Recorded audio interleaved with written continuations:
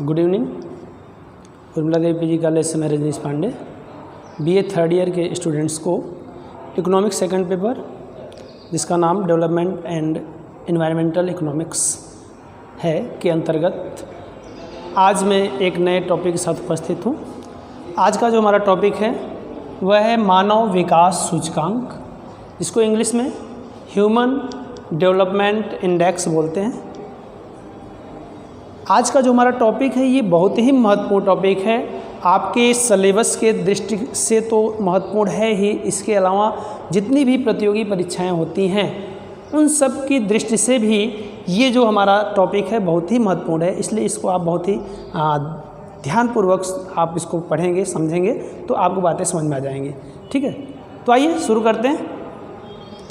मानव विकास सूचकांक की यदि हम बात करें तो ये भी क्या है, ये भी इकोनॉमिक डेवलपमेंट, आर्थिक विकास को कैसे मापा जाए उसका एक नॉन इकोनॉमिकल मेजरमेंट है, जो कि सामाजिक आयामों के द्वारा आर्थिक विकास को जो है मापने का काम करता है। यह आर्थिक विकास मापने की एक नई प्रविधि है। मानव विकास सूचकांक, जिसको हम शॉर्ट में HDI भी बोलते हैं,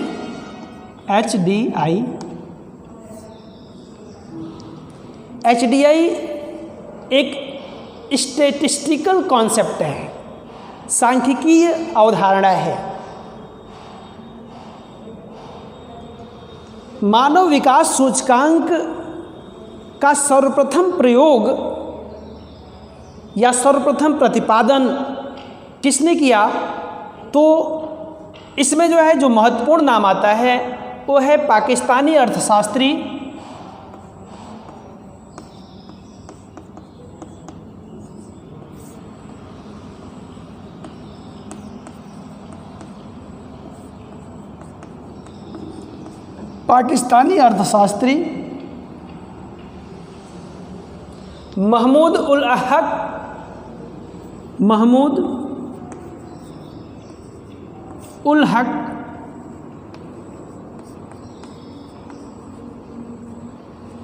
महमूद उल हक तथा इनके साथ साथ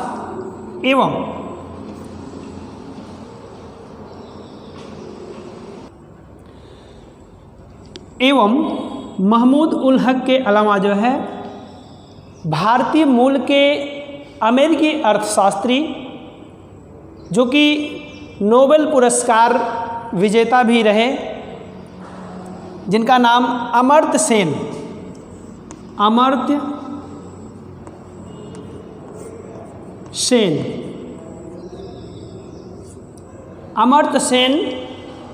जो कि भारतीय मूल के अमेरिकी अर्थशास्त्री हैं और इनको जो है 1998 में 1998 में वेलफेयर के क्षेत्र में, कल्याणकारी अर्थशास्त्र के क्षेत्र में विशेष महत्वपूर्ण योगदान के कारण इनको जो है 1998 का नोबेल पुरस्कार भी प्राप्त है। तो इस प्रकार से आप देखिए कि मानव विकास सूचकांक के जनक या प्रतिपादक कौन है यह पूछा जाए तो महमूद उल हक एवं अमर्त्य सेन, ये दोनों नाम आते हैं। कहीं कहीं मान लीजिए केवल महमूद उल हक आपका जो है ऑब्जेक्टिव क्वेश्चन है, केवल महमूद उल हक है, अमर्त्य सेन का नाम नहीं दिया है तो केवल उसी को करेंगे। यदि महमूद उल हक के साथ साथ अगले विकल्प में अमर्त्य सेन का भी नाम है तो तीसरा जो विकल्प होगा उसमें लिखा रहेगा उपयुक्त दोनों, तो वहाँ पर आपको क्या करना है, उपयुक्त दोनों। अर्थात ये इन दोनों का जो है महत्वपूर्ण योगदान है, इसलिए इन जनक के रूप में जो है HDI के जनक के रूप में महमूद उल हक और अमर्त्य सेन दोनों को माना जाता है। ठीक है, अब हम बात करते हैं कि मानव विकास सूचकांक ये है क्या। तो मानव विकास सूचकांक की मैंने बात की कि इसको जो है इसका प्रतिपादन किसने किया, लेकिन सबसे पहली बार 1990 में 1990 में संयुक्त राष्ट्र विकास कार्यक्रम, संयुक्त राष्ट्र विकास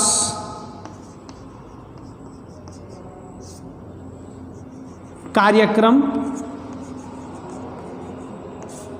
जिसको हम इंग्लिश में बोलते हैं United Nation development programme, short में बोलते हैं UNDP, शॉर्ट में बोलते हैं इसको UNDP। सर्वप्रथम सबसे पहले UNDP द्वारा 1990 में इन्हीं के कॉन्सेप्ट पर सबसे पहले जो है HDI को प्रकाशित किया गया। तब से लेकर अब तक प्रतिवर्ष UNDP द्वारा ही HDI जारी किया जाता है, बनाया जाता है, उसको प्रकाशित किया जाता है। तो ये भी महत्वपूर्ण प्रश्न आता है जो है परीक्षा में कि ह्यूमन डेवलपमेंट इंडेक्स को कौन जारी करता है या कौन प्रकाशित करता है, तो उसमें किसका नाम आता है, आप उसमें जो है लिखेंगे UNDP का नाम आता है, संयुक्त राष्ट्र विकास कार्यक्रम। लेकिन यदि पूछा जाए कि इसका जन्मदाता कौन है, जनक कौन है, किसने इसको प्रतिपादित किया, तब वहाँ पे नाम आता है महमूद उल हक और अमर्त्य सेन जी का। बात क्लियर हो गया। अब आइए हम बात करते हैं कि इतना क्लियर हो गया कि UNDP द्वारा प्रतिवर्ष जो है HDI ह्यूमन डेवलपमेंट इंडेक्स जारी किया जाता है या प्रकाशित किया जाता है। ठीक है। अब HDI होता क्या है, तो HDI मानव विकास सूचकांक के अंतर्गत मुख्य रूप से 3 प्रमुख जो है सूचकों को सम्मिलित किया गया। इसके अंतर्गत कितने सूचकों को सम्मिलित किया गया है, 3 सूचकों को सम्मिलित किया गया है। कितने इंडिकेटर्स हैं, 3 इंडिकेटर्स, 3 सूचकों को जो है सम्मिलित किया गया, जिसमें आपका पहला सूचक जो है, पहला सूचक है दीर्घायु, दीर्घायु, दीर्घायु, दीर्घायु क्या है, इस सूचक के अंतर्गत जीवन प्रत्याशा के द्वारा दीर्घायु की माप की जाती है। यानी दीर्घायु का मेजरमेंट कैसे करते हैं, जीवन प्रत्याशा के द्वारा, जीवन प्रत्याशा लाइफ एक्सपेक्टेंसी के द्वारा जो है दीर्घ आयु की जो है क्या की जाती है, मेजरमेंट की जाती है जन्म के समय। जन्म के समय जीवन प्रत्याशा क्या होता है, मैंने आपको बताया था। जन्म के समय जीवन प्रत्याशा मतलब जन्म के समय कोई भी बच्चा जब जन्म लेता है तो वह कितने वर्षों तक जो है, अधिकतम कितने वर्षों तक जीवित रह सकता है, वही क्या कहलाता है, जीवन प्रत्याशा। तो जन्म के समय जीवन प्रत्याशा के द्वारा जो है दीर्घ आयु को जो है, दीर्घायु को मापा जाता है। जिसमें मैं आपको बताऊं कि जो जीवन प्रत्याशा आपका है, जिसके द्वारा इसको मापा जाता है, इसकी न्यूनतम जीवन प्रत्याशा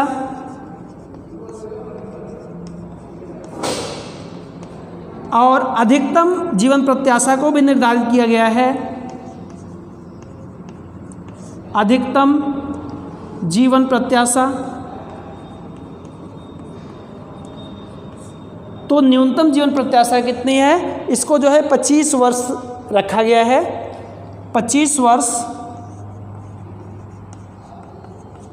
और अधिकतम कितना रखा गया, 85 वर्ष। तो जो दीर्घ आयु या दीर्घायु जो पहला इंडिकेटर है, इसका मेजरमेंट कैसे करते हैं, माप कैसे करते हैं, तो जन्म के समय जो जीवन प्रत्याशा होती है उसके द्वारा जो है इसका माप किया जाता है। और इसमें जो है जो न्यूनतम जीवन प्रत्याशा 25 वर्ष रखा गया है और अधिकतम जीवन प्रत्याशा जो है कितना माना गया है, 85 वर्ष माना गया है। बात क्लियर हो गया। नेक्स्ट हम बात करते हैं दूसरे जो है, दूसरे इंडिकेटर की यदि हम बात करें तो दूसरा जो इंडिकेटर है वह है शैक्षणिक उपलब्धियां। क्या है, शैक्षणिक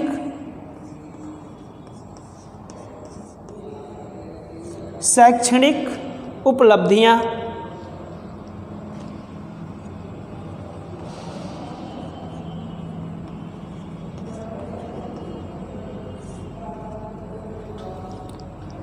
जो शैक्षणिक उपलब्धियां हैं इसके अंतर्गत दो वेरिएबल्स को रखा गया है, दो चरों को रखा गया है शैक्षणिक उपलब्धियों के अंतर्गत।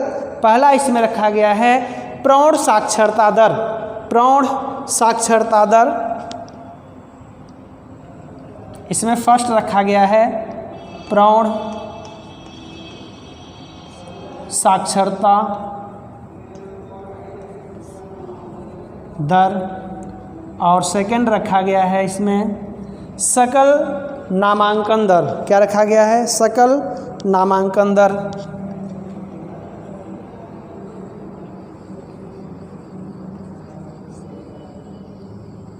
सकल नामांकन, ठीक है। शैक्षणिक उपलब्धियों में जो पहला यहाँ पर लिखा हुआ है प्रौढ़ साक्षरता दर। अब प्रौढ़ साक्षरता दर क्या है? मैंने आपको बताया कि सबसे पहले साक्षरता दर क्या होता है। अभी मैंने आपको बताया पिछले क्लास में साक्षरता दर क्या होता है। साक्षरता दर मतलब क्या होता है? 7+ आयु की जनसंख्या में कितने लोग साक्षर हैं उनका प्रतिशत क्या कहलाता है? साक्षरता दर कहलाता है।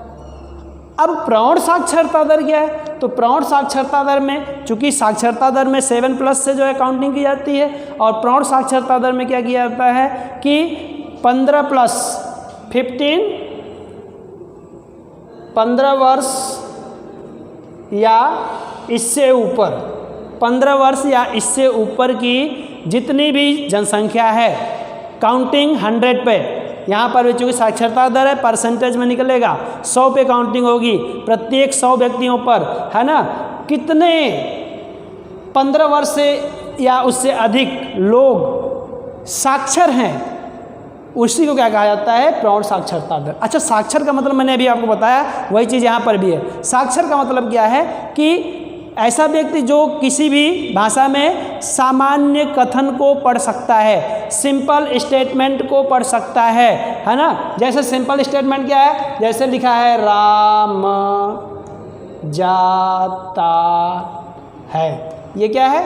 ये सिंपल स्टेटमेंट है। तो सिंपल स्टेटमेंट को जो पढ़ लेता है ना, किसी भी भाषा में, हिंदी हो, इंग्लिश हो, है ना, उर्दू हो, किसी भी भाषा में, या दो सिंपल स्टेटमेंट को पढ़ लेता है, तो ऐसे व्यक्तियों को क्या कहा जाएगा? साक्षर कहलाएगा। तो इस प्रकार से प्रौढ़ साक्षरता दर जो है ज्ञात किया जाता है, ठीक है। इसके बाद हम बात करें सकल नामांकन दर। सकल नामांकन दर क्या होता है? नामांकन, रजिस्ट्रेशन जो किया जाता है, ग्रॉस रजिस्ट्रेशन रेट क्या है? सकल नामांकन दर।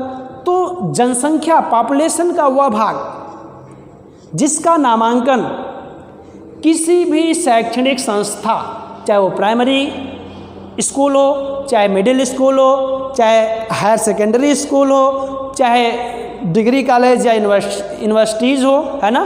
तो मेन चीज़ क्या है कि मैंने आपको बताया कि प्राइमरी स्कूल हो, मिडिल स्कूल हो, हायर सेकेंडरी स्कूल हो, या फिर यूनिवर्सिटीज़ हो, या जिसको हम विश्वविद्यालय कहते हैं। तो जो यूनिवर्सिटी होती है, यूनिवर्सिटी जो होती है, वहीं पर नामांकन किया जाता है। मैंने यहाँ पर महाविद्यालय का नाम लिया, डिग्री कॉलेज का, तो डिग्री कॉलेज का नाम नहीं रहेगा, क्योंकि डिग्री कॉलेज में जो बच्चे पढ़ते हैं उनका नामांकन जो है विश्वविद्यालय में ही रहता है। तो यूनिवर्सिटी में जो है नामांकन, तो कहीं पर भी नामांकन हो, है ना, उसी को हम क्या कहते हैं? सकल नामांकन। ये सारे, है ना, जो भी शिक्षा का जो भी लेवल है, जो भी स्तर है, जो भी संस्थाएं हैं, किसी भी संस्था में यदि उसका नामांकन है ना, उसी को क्या कहा जाता है? सकल नामांकन दर कहा जाता है, ठीक ना, क्लियर। तो इस प्रकार से सकल नामांकन दर और प्रौढ़ साक्षरता दर, इसके द्वारा जो है शैक्षणिक उपलब्धियां ज्ञात की जाती हैं। और तीसरा जो है आपका और अंतिम जो इंडिकेटर है वह है जीवन स्तर। तीसरा और अंतिम जो इंडिकेटर है वो क्या है, जीवन स्तर, जीवन स्तर है। अब ये जीवन स्तर का मेजर कैसे करते हैं? जीवन स्तर को जो है हम मेजर करते हैं क्रय शक्ति समता के आधार पर। क्रय शक्ति समता के आधार पर वास्तविक क्रय शक्ति, क्रय शक्ति समता के आधार पर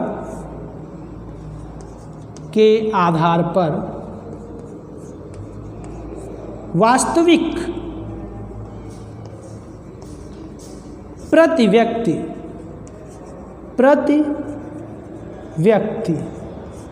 जीडीपी वास्तविक प्रति व्यक्ति जीडीपी के द्वारा जो है जीवन स्तर को मापा जाता है। GDP for gross domestic product, सकल घरेलू उत्पाद, इसको आप वास्तविक प्रति व्यक्ति जीडीपी कहिए, चाहे केवल प्रति व्यक्ति जीडीपी की जगह आप आय शब्द का प्रयोग कर सकते हैं, तो प्रति व्यक्ति आय भी आप इसको बोल सकते हैं। तो प्रति व्यक्ति आय या प्रति व्यक्ति जीडीपी के द्वारा जो है क्रय शक्ति क्षमता के आधार पर जीवन स्तर का जो है क्या किया जाता है, मेजर किया जाता है, माप किया जाता है। अब हम जो है चर्चा करेंगे कि HDI को कैसे हम मेज़र करें, कैसे इसको निकालें, कैसे ज्ञात करें, है ना। तो HDI को निकालने के लिए यहाँ पर भी वही समस्या उत्पन्न होती है कि जितने भी सूचक हैं इसके जो यूनिट्स हैं वो अलग अलग हैं। यहाँ पर आप देखिए दीर्घायु को मेजर करना है तो ये जीवन प्रत्याशा के आधार पर होता है, जिसको हम ईयर वर्ष में मापते हैं। यहाँ शैक्षणिक उपलब्धियाँ निकालनी हो तो यहाँ पर क्या होता है, यहाँ पर आप देखिए इसको भी हम क्या करते हैं, यहाँ पर किस में मापते हैं, 100 में मापते हैं, है ना। इसका काउंटिंग किस में करते हैं, साक्षरता दर है, ये 100 में मापते हैं, है ना। तो 100 में मापा जाता है, परसेंट में मापा जाता है, तो इसका यूनिट अलग हो जाता है, जीवन स्तर है। तो ये प्रति व्यक्ति जो है प्रति व्यक्ति जीडीपी के आधार पर यानी रुपए के आधार पर जो है इसका मेजरमेंट किया जाता है, या डॉलर के आधार पर इसका मेजरमेंट किया जाता है। तो ऐसी स्थिति में हम क्या करते हैं कि मुद्रा के आधार पर जो है इसका किया जाता है, इसका जो है परसेंट के आधार पर किया जाता है, इसका जो है क्या किया जाता है, वर्ष के आधार पर जो है इसको मापा जाता है। तो तीनों के यूनिट अलग अलग होते हैं, इसलिए इनको जो है जोड़ना जो है क्या होता है, कठिन होता है। इसलिए जो है इसका भी क्या किया जाता है, मूल्य निकाला जाता है। एक न्यूनतम और अधिकतम जो है क्या किया जाता है, मूल्य निकाला जाता है, और उसी के आधार पर जो है क्या किया जाता है, HDI निकाला जाता है। तो न्यूनतम और अधिकतम मूल्य कैसे निकालते हैं, आइए हम इसको आगे चर्चा करते हैं। ठीक,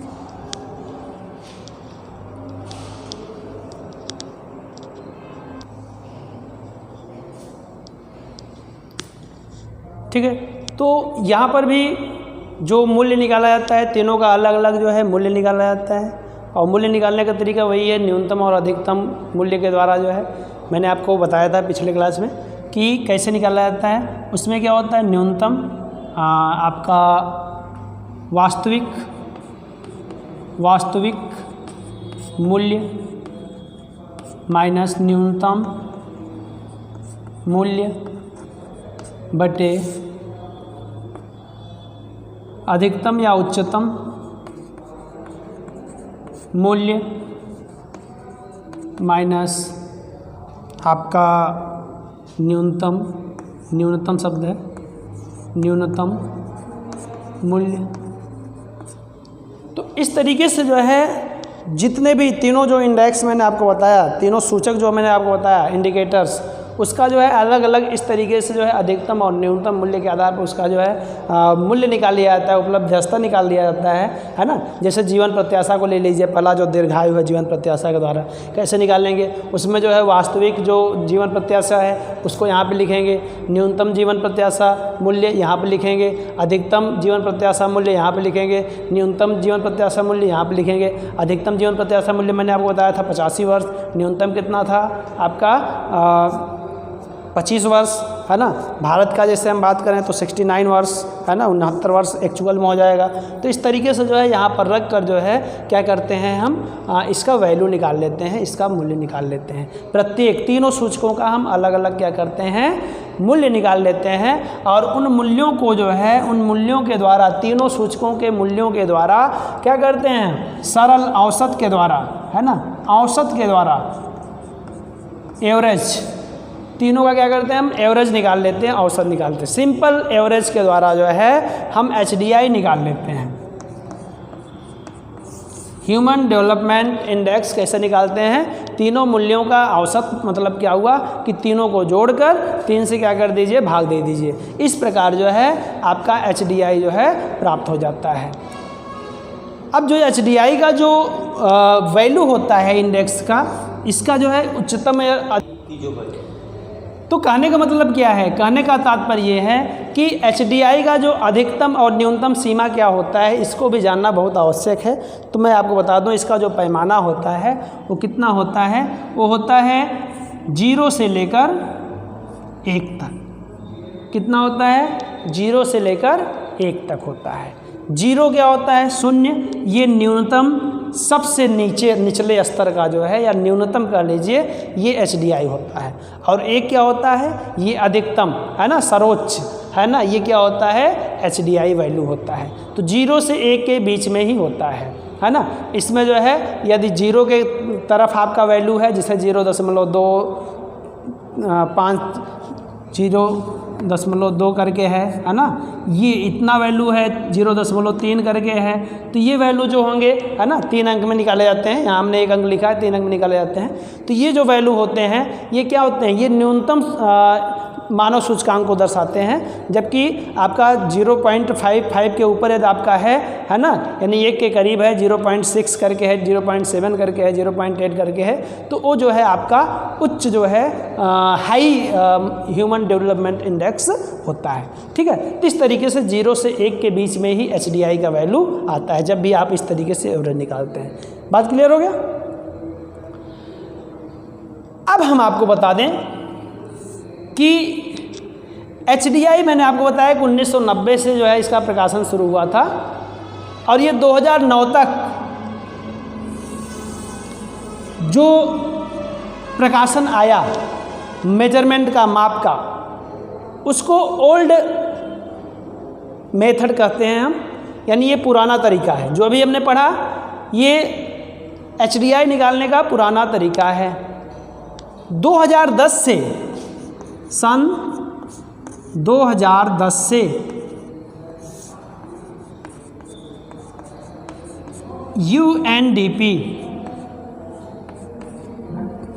UNDP द्वारा HDI को ज्ञात करने का नई प्रविधि का प्रयोग किया जाने लगा। यानी 2009 तक का जो भी जो है HDI आपका आया था वो पुराने तरीके से, यानी जो हमने अभी पढ़ा इस तरीके से जो है HDI को ज्ञात किया जाता था।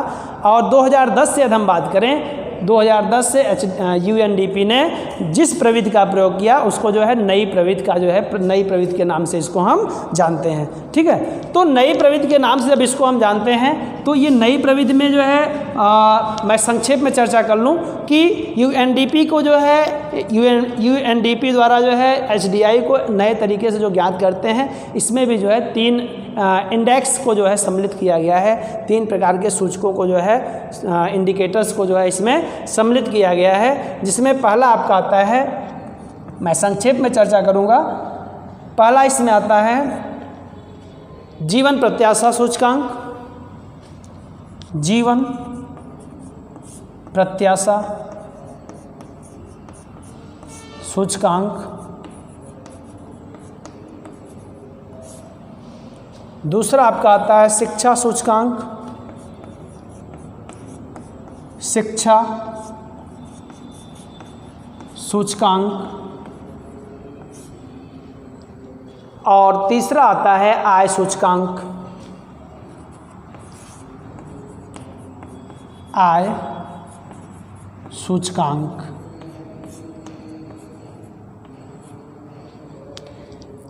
इसको हम जो है लाइफ एक्सपेक्टेंसी इंडेक्स, जिसको हम शॉर्ट में LEI भी बोल सकते हैं। ये आपका एजुकेशन इंडेक्स होता है, इसको हम शॉर्ट में EI बोल सकते हैं। और ये जो आपका होता है ये आपका इनकम इंडेक्स है, जिसको आप II बोल सकते हैं। इन 3 सूचकों को सम्मिलित करते हुए UNDP द्वारा HDI को ज्ञात करने के लिए जो है जो नई प्रविधि का प्रयोग किया गया, इन 3 सूचकों को जो है सम्मिलित करके इसमें जो है जिस तरीके से जो है HDI निकाला जाता है वो तरीका है ज्योमेट्रिक मीन के द्वारा, है ना, ज्यामितीय माध्य के द्वारा, ज्यामितिक माध्य, ज्यामितिक या ज्यामितीय माध्य के द्वारा, ज्योमेट्रिक मीन के द्वारा जो है HDI को निकाला जाता है। ओल्ड मेथड में जो निकाला जाता है वो सिंपल एवरेज, है ना, यहाँ पर जो निकाला जाता है वो सिंपल एवरेज के द्वारा।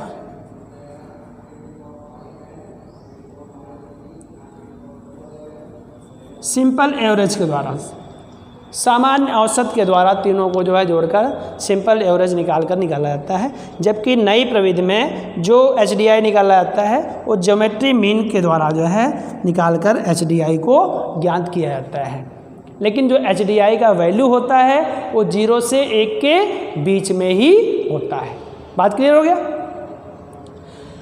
अब आइए हम बात करते हैं कि जो HDI द्वारा जो वैल्यू निकाला जाता है, HDI का जो वैल्यू होता है ये अलग अलग देशों के लिए अलग अलग होता है, जो कि UNDP द्वारा जो है प्रतिवर्ष जारी किया जाता है।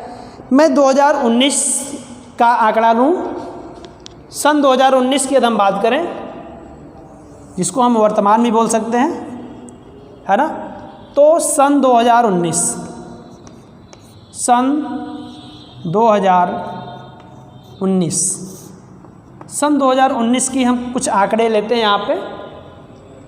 तो यहाँ पर आप देखिए कि कुल 189 देशों को सम्मिलित किया गया था। कितने देशों को सम्मिलित किया गया था? 189 देशों को सम्मिलित किया गया था। 2019 का जो रिपोर्ट आया मानव विकास सूचकांक का, उसमें जो है मानव विकास सूचकांक में कुल 189 देशों का अध्ययन किया गया, माप किया गया। 189 देशों में यदि हम बात करें कि भारत का कौन सा स्थान आया, भारत का, हम अपने देश की बात करेंगे, है ना, भारत का कौन सा स्थान, तो भारत का कौन सा स्थान है 189 देशों में। तो ये इसका जो रैंकिंग है, इसका जो स्तर है, लेवल है, उपलब्ध स्तर या रैंकिंग, वो है 129,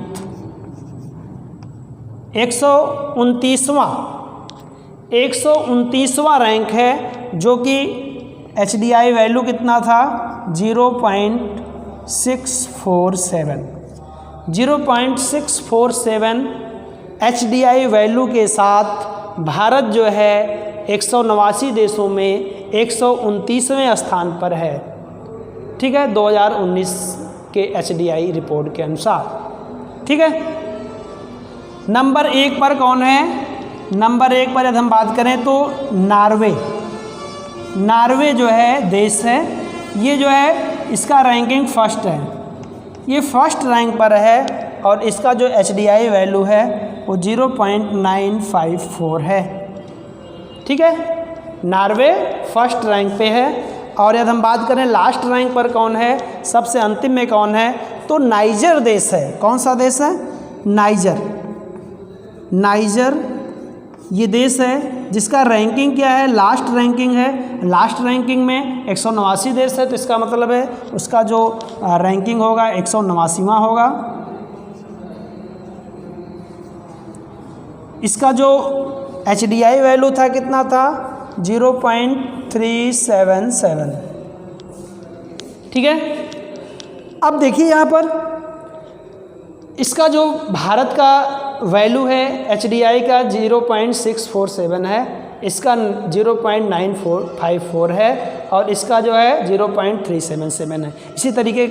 इसी तरीके से सभी देशों का अलग अलग जो है HDI वैल्यू आता है और HDI मूल्य के आधार पर ही सबको रैंकिंग, हर देश को क्या दिया जाता है, रैंकिंग दिया जाता है। जिसका HDI वैल्यू अधिक होता है उसको ऊंचे रैंक पर रखा जाता है, जिसका HDI वैल्यू कम होता है उसको नीचे रैंक पर रखा जाता है। तो सबसे पहले नंबर पे कौन है, नॉर्वे देश है, जिसका HDI वैल्यू कितना है 0.954। मैंने आपको बताया था, है ना, जितने भी वैल्यू 1 के करीब होंगे, है ना, वो क्या होंगे, वो उच्चतम होंगे, सबसे ऊंचा, है ना, सबसे अधिक, है ना, मानव विकास सूचकांक का स्तर होगा यहाँ पे। और सबसे घटिया, सबसे कम, सबसे निम्नतम हम कह लीजिए, निम्नतम का ही मतलब होता है सबसे नीचे, है ना, किसका रैंक है, वो नाइजर देश का है, जो कि जिसका वैल्यू क्या है 0.377। मैंने आपको बताया था, है ना, कि जो 0 के करीब होगा, है ना, यानी 0.55 से जो नीचे होगा वो सारे क्या होते हैं, निम्नतम होते हैं, कम से कम होते हैं। और ये जो है सबसे कम जो है वैल्यू रखता है। हालांकि एग्ज़ाम में ये नहीं पूछा जाता है कि इसका जो है वैल्यू कितना है, इसका वैल्यू कितना है, अभी तक ये नहीं पूछा गया। तो रैंकिंग केवल पूछता है कि भारत का रैंकिंग कितना है, नॉर्वे का रैंक मतलब नंबर 1 पर जो है रैंकिंग किसका है, लास्ट रैंकिंग किसका है, इस तरीके से रैंकिंग पूछता है। लेकिन यहाँ पे इसको हमने इसलिए लिखा क्योंकि मैं आपको बताना चाहता था कि ये जो आपका जो वैल्यू दिख रहा है इसी के आधार पर रैंकिंग जो है डिसाइड किया जाता है। और भारत की यदि हम बात करें तो 0.647 है। तो इसका जो HDI के आधार पर जो इसका वैल्यू है, हम कह सकते हैं भारत जो है HDI में क्या है, मध्यम स्तर पर है, मिडिल में है ना। HDI का इसका जो वैल्यू है क्या है, मिडिल का है, मध्यम का है ना। हम आपको बता दें कि भारत का जो रैंकिंग था 2019 की हम बात कर रहे हैं, 129 नंबर पर है। 2018 की यदि हम बात कर दें, 2018 इसके पहले की यदि हम बात करें तो इसकी जो रैंकिंग थी कितनी थी, 130 थी। कितनी थी, 130, 130वें रैंक पे था। पिछले वर्ष जो है मतलब 2018 में ये क्या था, 130वें रैंक पे था, जो कि इस समय 129 हो गया। तो 130 से 129 रैंक पे आ गया। तो इसका मतलब क्या हुआ, भारत की स्थिति HDI में सुधरी या बिगड़ गई, तो सुधरी। HDI में रैंकिंग जितना कम आपको दिखेगा वही क्या होगा, सबसे अच्छा होगा। मतलब जो आपको देखने में अंक में जो जितना कम दिखेगा वो उतनी बेहतर स्थिति होगी, है ना। 130 से 129वें रैंक पे आ गया, इसका मतलब है कि HDI में जो है भारत का स्थिति पिछले वर्ष से क्या हुआ, इसमें सुधार हुआ। तो इस तरीके से जो है ये 3 सूचकांकों के द्वारा जो है जो बनाया गया आपका HDI है, इसके जो है मूल्य के द्वारा इसका वैल्यू दिया जाता है, जो कि बहुत ही महत्वपूर्ण है, कंपटीशन में अक्सर पूछा जाता है। ठीक है, तो आज इसकी भी जो है कुछ लिमिटेशंस हैं, जैसे इसमें भी जो है वैल्यू को जो है 3 ही इंडिकेटर्स को सम्मिलित किया गया है ना। और इसके आधार पर इसको क्या किया गया है, इसको मेजर किया जाता है। तो इस तरीके से आज के क्लास में बस इतना ही। धन्यवाद।